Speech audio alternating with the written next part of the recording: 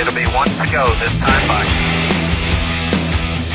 Coming to the green, buddy. Coming to the green. Let's go get him. Go, go, go. Dig, dig, dig. Go, go, go, go. Get your motor running. Head out on the highway. We'll go with Tom, Bruce, Dave, and Nicole. Go ahead. Chad, Tom Jensen, SpeedTV.com. A couple questions for you. Number one, you got off to a slower start this year than usual.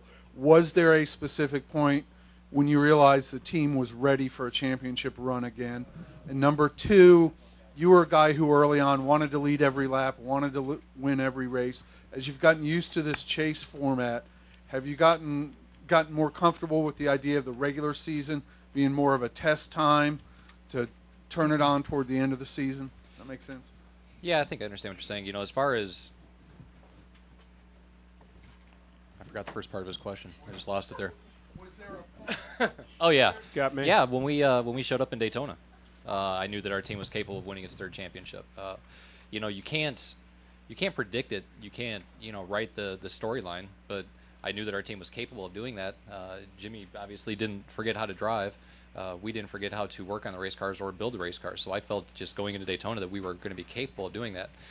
But it wasn't until probably Texas that I felt like the team was starting to hit its stride and understand what was going on with the car to make the proper adjustments during the races. And once we got through Texas, which we ran top 1, 2 all day long, and I think we finished second to Carl, that's when the confidence and the momentum really started to show up. And we had a timeline that we figured by the time we got to May, we needed to have everything figured out. So we pressed really hard at that point, did a lot of bad track testing, tried a bunch of stuff, did testing with our other teammates as well.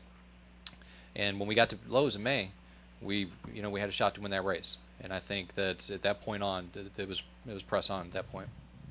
Let's go Bruce, Dave, Nicole. Jimmie, 36 or better to clinch the championship. I mean, I know as a racer it's hard to go into the prevent defense. So are you in a position where you can still go out there and try to race for the victory, or do you really kind of need to go into the prevent defense?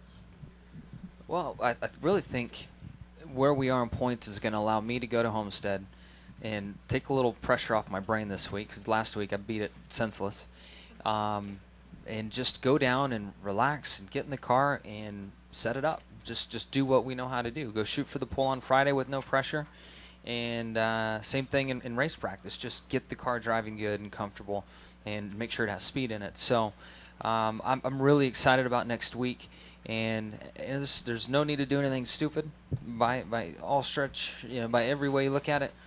But at the same time, how cool would it be to win out? I mean, I still think we can do that, and I'd love to do that.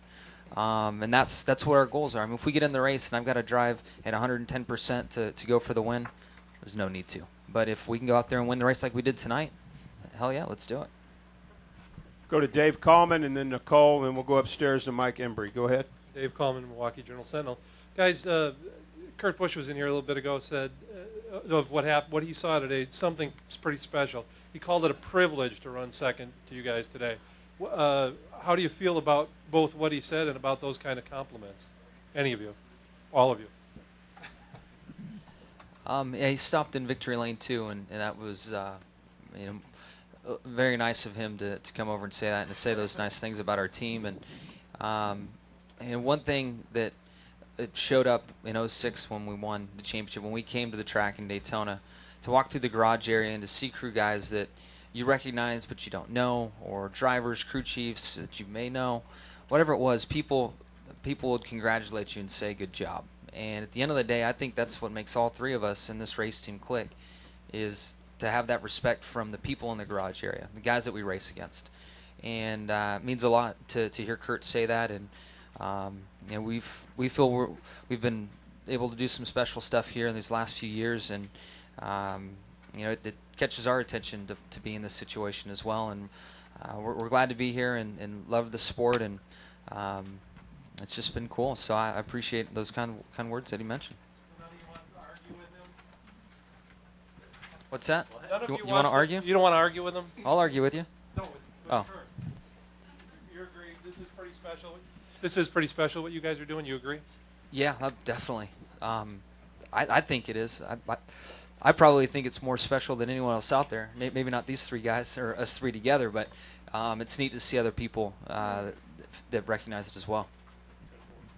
We'll now go upstairs to the press box for 2 questions. Mike Hendrick and Bob Margolis. Go ahead. Mike Hendrick, NASCAR Scene. Jimmie, your car obviously was strong all day. You fell behind Jamie during that caution period and then came out and passed him almost immediately. Did you feel like you could do that pass at any time, or did you feel like there was even a chance you were taking a risk by making moves with a lot of laps left in the race? Our car was, except for the first run, and Jamie was probably a little more eager to lead that first lap than I was. From the second time we put tires on, I could just get away from people and pass guys at will. So I felt like I could do it within a lap or two. I didn't think I would have an opportunity that soon. We cleared whoever it was in the lap down lane as we went into one, and my car stuck and rotated. And I was dead back in the gas catching him, and I heard clear inside, so I just took that opportunity to get by him. But it was a pretty cool pass. Chad and I were talking about it after the race. I mean, the car was just hooked up, and off we went. Bob Margolis, Yahoo Sports. This is for Rick. Rick, what Jimmie's doing is pretty remarkable, but Junior had another good day today, and besides Jeff's disappointment with the valve spring, can you talk a little bit about your organization's performance this year in the chase? Well, I think, we said it earlier. We were behind when the year started, and we worked hard, and you could see it coming. And all the teams are running good right now. Casey had a really good car today. Got tied up in a wreck, and Jeff, good car, and Junior's had some good runs back-to-back. So I think the momentum is we were just behind, but everybody has worked really hard and shared information, and I think hopefully we can roll into next year and we won't be behind when the year starts. All right, we'll come back downstairs. We got Claire B. Lang, Jim Pedley, Dustin Long. Go ahead. If we can get a microphone over here to Claire B. She's up front, Jim. Claire B. XM. Chad, can you talk a little bit about the changes you made to the car? You're talking about him calling you and perfecting the car. The car is so hard to set up, and if you go too far, obviously a lot of people have made that mistake. You can overthink it. Talk about the changes you made to the car today and the ability to believe in what he has to say to nail it so that you don't overthink the car race morning changes. I think that's one of the strengths that this team has is the communication level between Jimmie, myself, and everybody on the team for that matter. We saw what we had in the spring. We knew what we had in the spring. We knew that worked well. What we had ran last fall was very similar to what we ran in the spring, but not exactly the same. We came with a little bit different package, like I said, for qualifying, and man, it showed great fruit. And we thought that it was going to be able to go right into race trim, but it just didn't pan out. And you don't get a lot of, you think you get an hour and 45 minutes of practice. You think that's a lot of time, but that's really not a lot of time to validate something. So towards the end of the day, we opted to just make some small adjustments going back towards where we had in the spring, and the car started to respond the way that Jimmie was happy about. And we were on the phone, I know, at least until 11 o'clock last night, and 4 or 5 times, and computers were out. I went through 2 batteries on my computer, and Greg Ives is, we're going back and forth. And first thing, garage opened at 8 o'clock this morning. He calls me at 8:01, and then he called me again at 8:15. That's when he yelled at me. I did yell at him at 8:01. He calls me. I'm like, dude, let me get to work. Leave me alone for a little bit. So. Is he calling to de-stress, or is he calling to give you more input? He was stressed. There was no input at 8:01. I can tell you that.